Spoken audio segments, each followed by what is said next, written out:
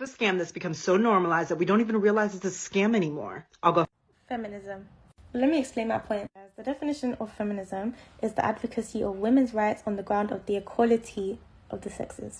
I'm not going to stand here and say that equality is not a good thing. However, Islam incorporates something different than equality. Let's go over the basics. Men and women created different by Allah.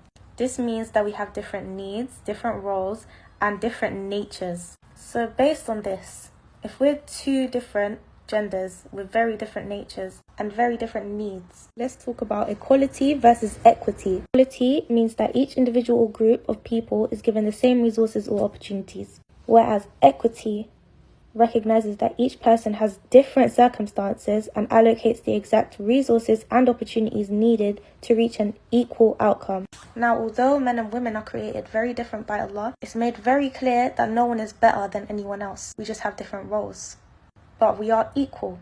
Equity. So now that I've explained that, okay, let's talk about modern feminism. So I know a lot of the stuff we'll hear is working as a woman, 50-50 income for the household, and wearing what you want, free the nipple. Now, I've had a lot of arguments regarding whether movements like not shaving or free the nipple are first world problems and they don't really benefit bigger issues. But I'm not going to expand on that in this video. Begin with the 50-50 idea. Some of the key women in Islam were independent women. The first woman to ever accept Islam and become Muslim was a successful business owner.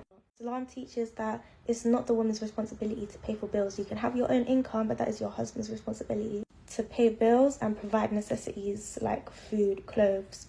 A woman, out of the kindness of her heart, can decide to help her husband, but that's her own choice. She doesn't have to help him pay towards anything. Now, modern feminism, my issue is not with the fact that it's promoted to work. If a woman wants to work, I believe she should do that. My issue is that modern feminism almost scares women into all doing the same thing, because it's very common now for a woman to be shamed or looked down upon or called oppressed for being a housewife or choosing not to work. And the same with choosing to cover up. This whole idea of wearing less to empower yourself is promoted a lot now. And women who want to just cover their bodies are looked at as oppressed, or even people hate them for it and they'll get attacked for it. Feminism preaches freedom, but it's not really freedom if you're going to be attacked or looked down upon if you're not following the norms. Apart from that, I want people to just sit and think about who feminism really benefits. If a man was made to be a provider and now women are being looked down upon for not providing 50%, who's it benefiting? If they're looked down upon for not covering their bodies, who's it benefiting?